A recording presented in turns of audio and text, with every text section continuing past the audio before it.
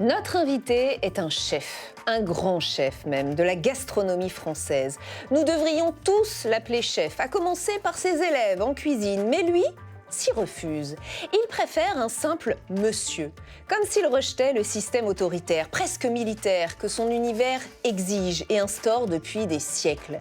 Chef, oui chef, brigade, tout cela très peu pour lui. Un rebelle alors ? Un mutin ? Un original, c'est certain. Un cuisinier atypique qui ne vient pas du sérail et qui tient à garder la simplicité de son monde d'origine. La simplicité, mais attention, la rigueur aussi. Le sens de l'effort, le travail, le dévouement, la passion. Bosser 20 heures sur 24, dormir 2 ou 3 heures par nuit, ça ne lui fait pas peur et c'est même sûrement l'une de ses plus grandes recettes. Car le résultat est sans appel. Les étoiles, les prix, les distinctions, il ne les compte plus. Sacré meilleur restaurant au monde pour la 9e année consécutive. Élu à l'Académie des Beaux-Arts, une grande première pour un chef cuisinier. Qu'est-ce qu'on peut encore viser après cela ? De quoi peut-on encore rêver ? La passion des saveurs et des goûts se suffit-elle à elle-même, chaque jour, lors de chaque service, pour chaque client ?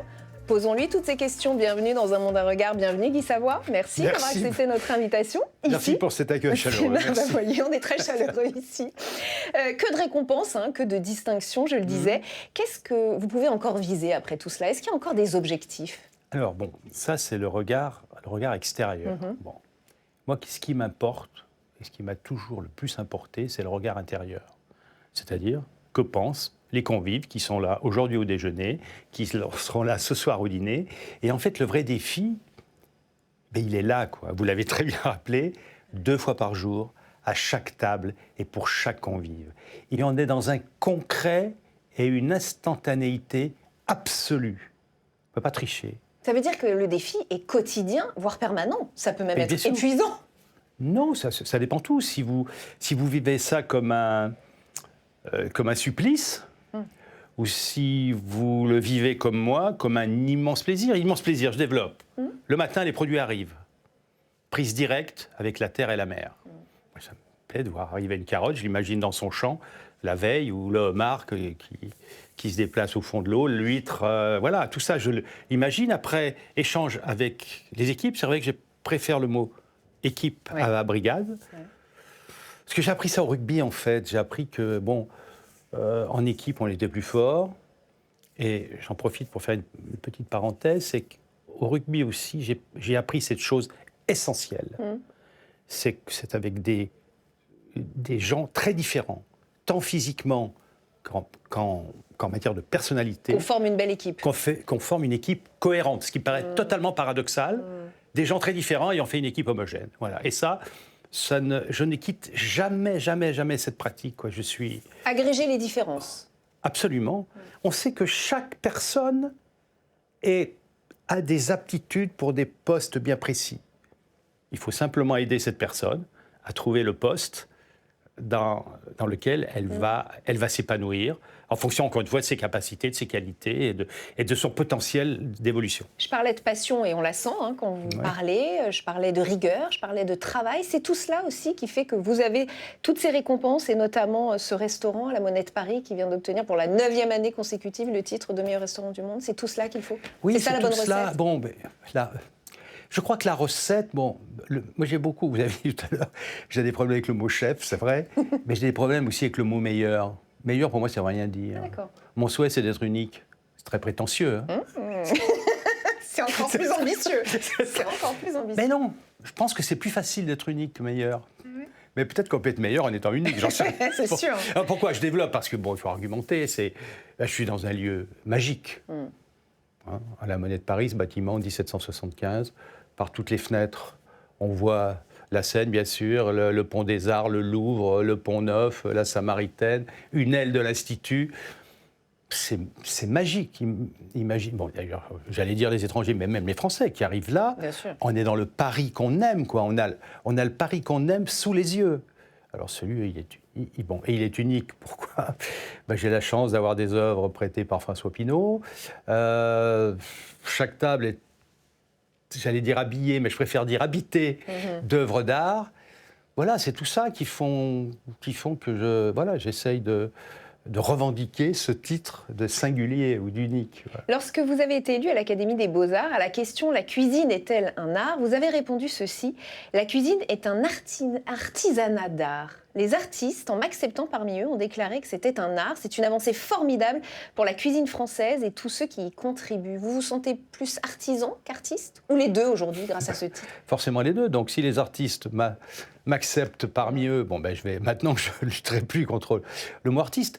Mais je dirais c'est une avancée pour la cuisine, mais pour la cuisine planétaire.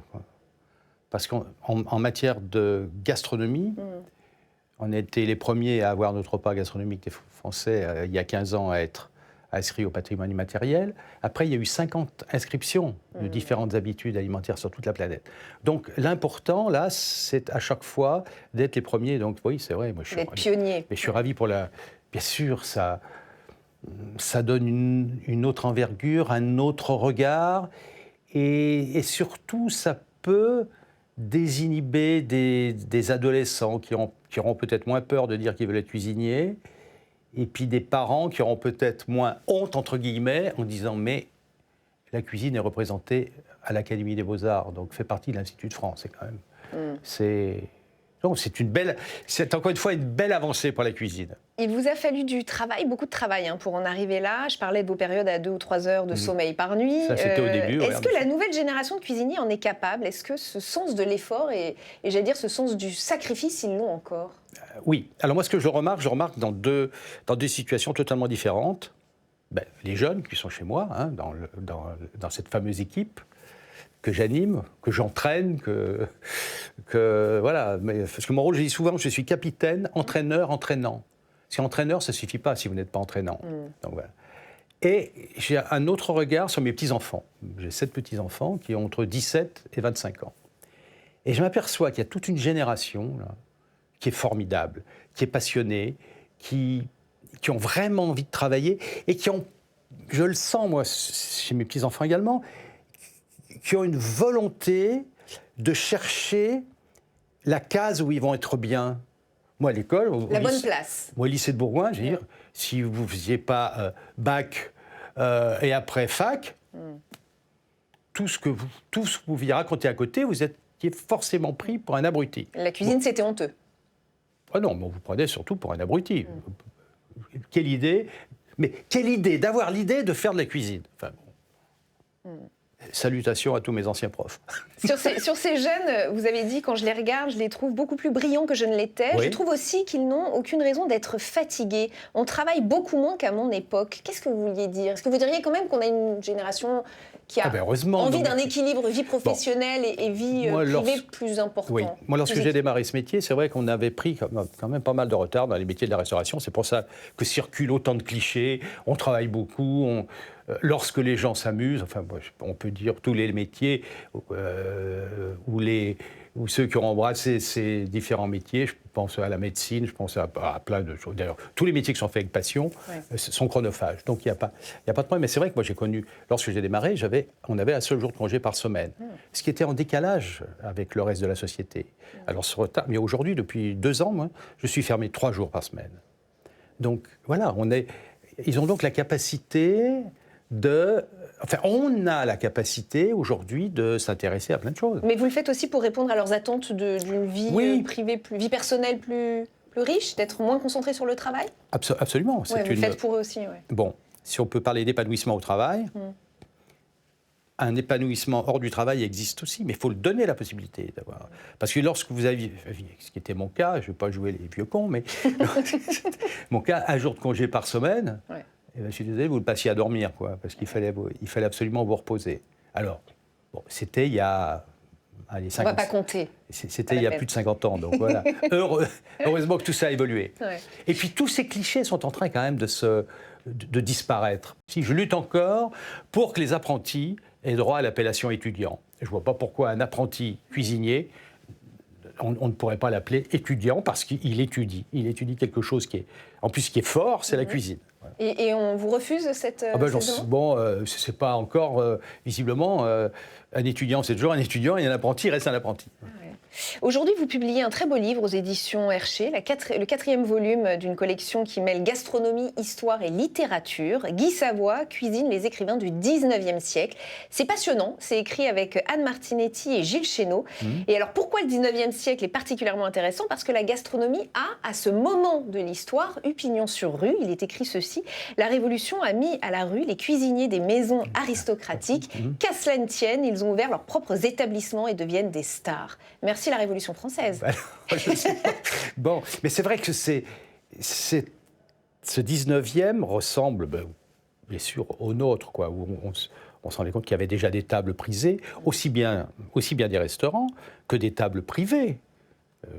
Les gens voulaient absolument assister au dîner chez Zola, à Médan, et d'autres.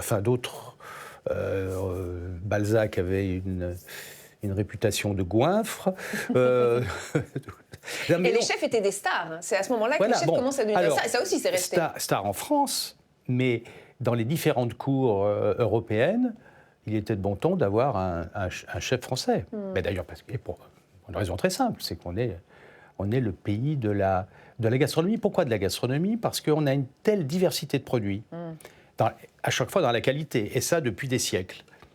Cette diversité de produits a déclenché ou généré une diversité de savoir-faire. Boulanger, pâtissier, charcutier, chocolatier, confiseur, vigneron, fromager, enfin, tout ce qui fait le paysage de la gastronomie française. Et donc, bien sûr qu'on était, les cuisiniers étaient sollicités par, à Moscou, il y avait un chef français, et on faisait venir l'eau de vie de Kiev, et puis on avait déjà cette sensibilité de dire, prenons ce qu'il y a de mieux partout, ce qu'on fait nous au quotidien. Dans ce livre, on y découvre les goûts culinaires de Chateaubriand, de Guy de Maupassant, de Hugo, Zola, Daudet, et vous y apportez votre touche avec des recettes qui correspondent en général au goût des uns et des autres. Balzac, par exemple, j'ai retenu cet exemple-là. Au homard très prisé du 19e siècle, Honoré de Balzac préfère, et de loin, les huîtres. D'Ostende, de Cancale, accompagnées d'échalotes poivrées et vinaigrées. C'est le délice entre tous dont l'écrivain ne pourrait se passer. Il avait bon goût, c'était la bonne recette? Oui, alors moi je l'ai fait chaude. Je me souviens, tiède, on fait des huîtres tièdes, et j'ai fait aussi une crème légère d'Antilles et langoustine avec un toute petite râpée de café parce que c'était un grand consommateur de café. Voilà. Mais ils disent plein de choses, ces auteurs dans ce livre. Zola disait, et là aussi c'est dans le bouquin, « Chez moi, quand il n'y a pas quelque chose de bon à dîner, je suis malheureux, tout à fait malheureux. » J'ai trouvé cette phrase très forte parce que c'est ça aussi, la cuisine, ça apporte du bonheur, une forme de bonheur intérieur. Absolument. On le dit assez rarement. Mais bien sûr, passer à table doit être une joie et doit rester une joie. Mais pas simplement avec l'assiette, je crois. C'est avec les convives qui sont là, avec l'attention qui a été portée sur le dressage de la table et sur la vie qu'il va y avoir à cette table. Si vous avez des mets qui sont pas très bons, l'ambiance ne démarrera jamais. C'est source de bonheur. Bien sûr que c'est source de bonheur. À l'inverse, lorsqu'il n'y a plus rien dans l'assiette, il faut s'en inquiéter. On doit à Victor Hugo cette phrase dans Les Misérables, qui est citée dans le livre. La grande affaire de ce siècle, ce n'est pas la guerre, c'est la soupe. Hugo, qui avait prédit la révolution de 1848 en observant simplement les rues et les vitrines vides. Absolument. Là aussi, vous le rejoignez. Et est-ce qu'on peut faire un parallèle avec aujourd'hui, quand les gens ont moins à manger, moins de choses? Forcément, c'est signe ou prémisse de révolution, ou en tout cas, il faut s'en inquiéter? Alors, je ne sais pas, aujourd'hui, je pense que j'ai un peu l'impression que tous les marchés, puisque c'est le cas, pour moi, les vrais marchés ne sont pas les financiers, mais les vrais marchés qu'on trouve dans tous les... ont l'air de bien se porter. Donc, je me dis, parce que aussi, moi, j'encourage vivement les gens à aller au marché. Déjà, on est sûr d'avoir une démarche locavore, c'est-à-dire au marché, on trouve tous les gens qui sont... Ce marché parisien, on trouve les maraîchers qui sont sur la ceinture de Paris. Et circuit court. Voilà, donc...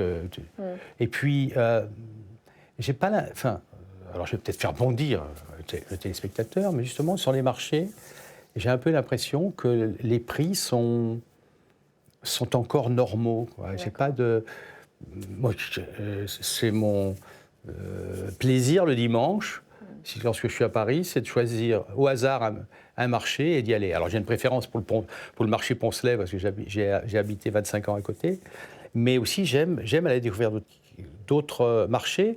Et je trouve que les produits, là aussi, sont de bien meilleure qualité qu'il y a quelques décennies. Et puis l'aliment, c'est le lien social. C'est ce que je me suis dit en lisant cette lettre de Chateaubriand dans le livre, toujours. Je vous ai déjà remercié de vos excellents fruits. Madame de Chateaubriand et moi mangeons tous les jours vos marrons en parlant de vous. À présent, permettez à votre autre de vous embrasser. Et c'est vrai que la cuisine, c'est aussi ça. C'est presque un lien intime à l'autre. Absolument, mais c'est un lien intime. Pourquoi ? Déjà, vous imaginez, vous avez une ou plusieurs personnes qui ont préparé un plat. Ouais. Il y a l'intention déjà, et l'attention. Et ce plat, vous allez le déguster. Il n'y a pas, à part dans les choses de cuisine et de gastronomie, il n'y a pas un autre métier où vous ingérez ce que vous avez préparé.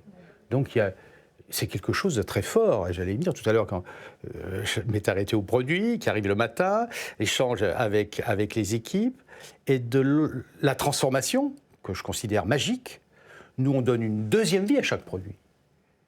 La carotte, il a fallu plusieurs semaines. Nous, en quelques secondes, on va la préparer. Et dans le même temps, unité de lieu, de temps et d'action, de l'autre côté de la cloison, dans la salle à manger, les convives vont la déguster. Ouais. Et après, vous avez des échanges avec ces convives. Moi, mes journées, c'est... vous avez compris, c'est plus la passion, c'est l'addiction. Donc c'est mais en plus, j'ai pris conscience de ça pendant la période Covid. Je me suis dit, vous savez, je passais plus au restaurant parce que c'était désespérant de voir cette cuisine inanimée, quoi. J'avais l'impression de traverser un hall d'exposition. Et c'est là que je me suis aperçu que l'animation d'une maison, mais c'est, encore une fois, c'est primordial. Moi, c'est ce que j'ai envie de vivre au quotidien, même parfois jusqu'à tard le soir, parce qu'on me dit, mais pourquoi vous restez aussi tard ? Je ne reste pas aussi tard, je ne suis pas maso. Mais parce que j'ai des échanges formidables, parce qu'il y a toujours... je n'ai pas fait d'université, mais aujourd'hui, quel que soit le restaurant, du petit bistrot de quartier jusqu'au, comme disent les Américains, fine dining, on apprend des choses. On apprend des choses avec nos fournisseurs, avec nos collaborateurs et avec nos convives. On est en permanence, en plus de ce concret et de cette instantanéité, on est en permanence dans des rapports humains forts. C'est votre université à vous, quoi. Voilà. J'ai un document à vous proposer, Guy Savoy. C'est une archive délivrée par nos partenaires, les Archives nationales. C'est un négatif de photos aériennes d'une ville. Est-ce que vous la reconnaissez, cette ville ? Alors, je la reconnais. Par déduction, peut-être, je pense que c'est Bourgoin, non ? Oui, c'est Bourgoin-Jallieu, en Isère.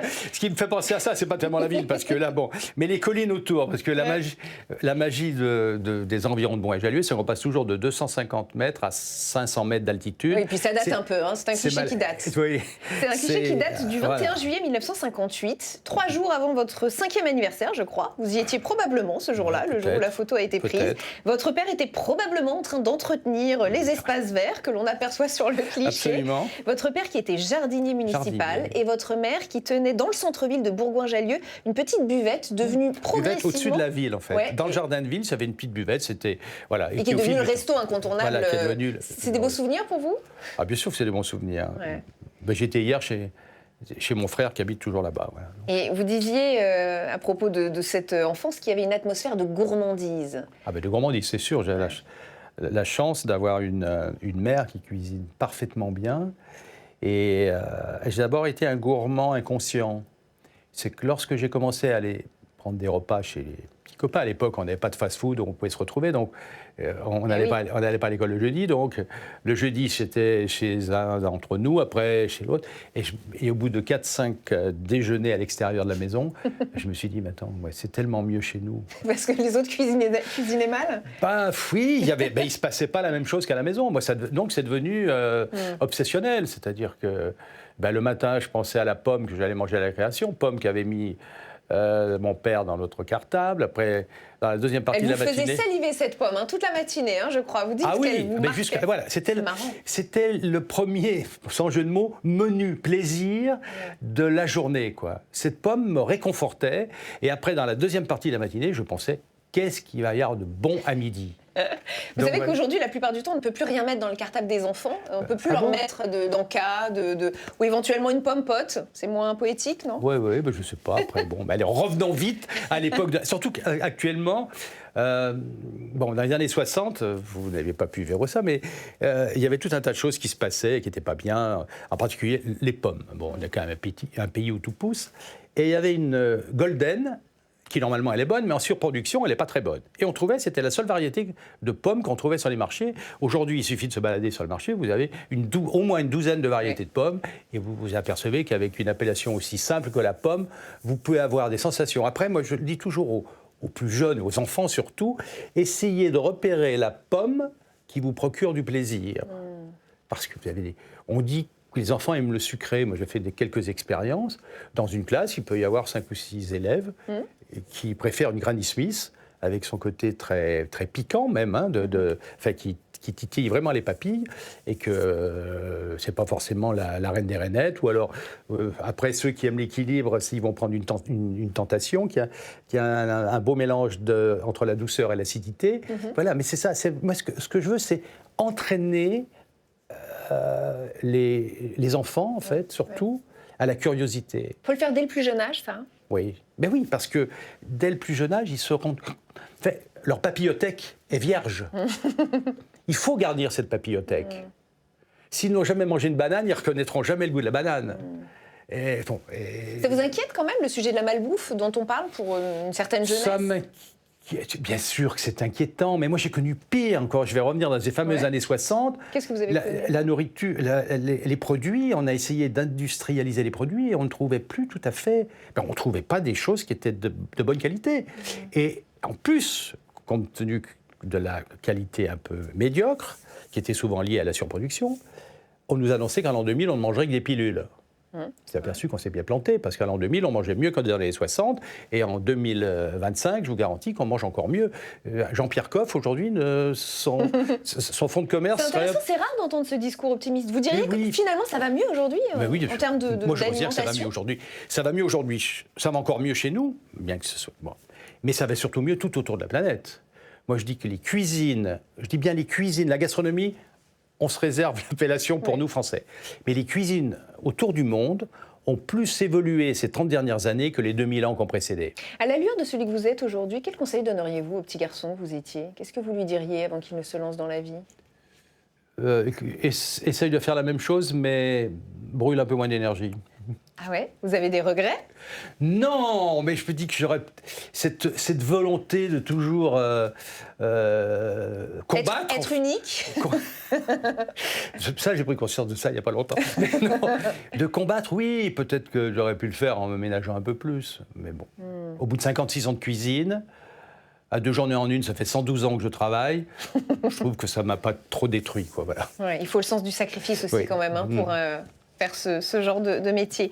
J'ai des photos à vous proposer, ça fait partie des rituels de cette émission. La première, la voici. Alors pour ceux qui ne le connaissent pas, il s'agit du chef pâtissier Cédric Grolet, très connu mais qui fait souvent polémique à cause des prix qu'il pratique. Alors une tarte aux fraises à 80 €, une bûche de Noël à 95 €, une galette des rois à 90 €, il y a même eu un sandwich à la truffe et au jambon à 30 €. Et vous dites sur le tarif, j'ai trouvé ça intéressant, je n'ai jamais la main qui tremble sur les tarifs parce qu'elle ne tremble ni sur les achats, ni sur le nombre de mes collaborateurs, ni sur leur salaire, le prix et l'intérêt qu'on porte aux choses. Et je trouve que c'est intéressant parce qu'en fait, ça parle de la priorité qu'on a envie de mettre. Absolument. Non, mais alors est-ce qu'on s'insurge pas sur le prix d'une Ferrari, sur après c'est chacun, hein, ou le prix d'une place à l'opéra, arrêtons de voir c'est noble et quand oui, j'étais un peu au courant des prix, mais mais de manière générale, c'est une critique qui revient sur la haute gastronomie, sur les prix. On se dit que c'est pas accessible à tout le monde. Et vous le défendez, c'est intéressant. Je vais faire bondir tout le monde. Et dans ce prix-là, il ne facture pas son talent. Une dernière photo qui est en lien avec votre passion, vous en avez un tout Rugby, petit peu ouais. parlé, le rugby. Un documentaire réalisé par une ancienne joueuse, une bordelaise, Lucie Ducos-Tolou, dénonce le danger des commotions cérébrales dans le rugby pro, mais aussi amateur. Des jeunes finissent handicapés quand ils ne meurent pas. Alors c'est un peu original de vous parler de ça, mais je sais que vous êtes un passionné de rugby Oui. et vous en avez déjà fait part. Et quelque chose qui tourne mal dans ce sport, ça vous inquiète? Alors, je ne sais pas. Enfin, bon, déjà, je ne suis pas médecin, donc je ne me permettrai pas de me prononcer sur ce genre de sujet, mais j'entends aussi parler de blessures graves à cheval. Enfin, vous savez. Enfin, là, je ne sais pas. Là, je sais pas quoi dire. Ouais, Moi, c'est dans le rugby que j'ai appris à vivre. À ce point-là? Oui. Ah ouais. En équipe, on est plus fort, avec des gens très différents, une équipe homogène. On peut prendre un monstrueux plaquage et marquer un essai 3 minutes après. La vie, quoi. Un match, c'est une vie, avec ses bons moments, avec ses mauvais moments et tout ça. Bon, on prend des marrons, on en donne. Enfin, c'est et après on boit un verre ensemble, quoi. Donc, non, mais c'est pas de. Alors après, si les médecins trouvent, enfin moi heureusement Ouais. je sais qu'il y a eu des cas, mais ne trouve-t-on pas des cas un peu dramatiques dans tous les sports? Donc les valeurs de l'Ovalie sont encore là, quoi. Absolument, je crois. J'ai une dernière question qui est en lien avec le décor qui nous entoure. Nous sommes entourés de 4 statues qui représentent chacune une vertu. Il y a la sagesse, la prudence, la justice et l'éloquence. Et dans votre regard, j'ai l'impression que vous avez déjà fait votre choix. La sagesse, mais j'aurais aimé voir l'audace. Ah, vous en voulez une autre? Vous pouvez, hein? Ah, Vous ben pouvez en choisir une l'audace, autre. bien sûr, L'audace, l'audace, bien évidemment. d'accord. Pourquoi? Ah ben sans audace, On c'est de fait la rien. stagnation totale. Eh bien, on s'arrêtera sur l'audace, l'autre des vertus. Et, Merci. et je rajouterais quand même Et la gourmandise. Alors, 2 vertus, vous êtes gourmand, 2 vertus. L'audace et la gourmandise.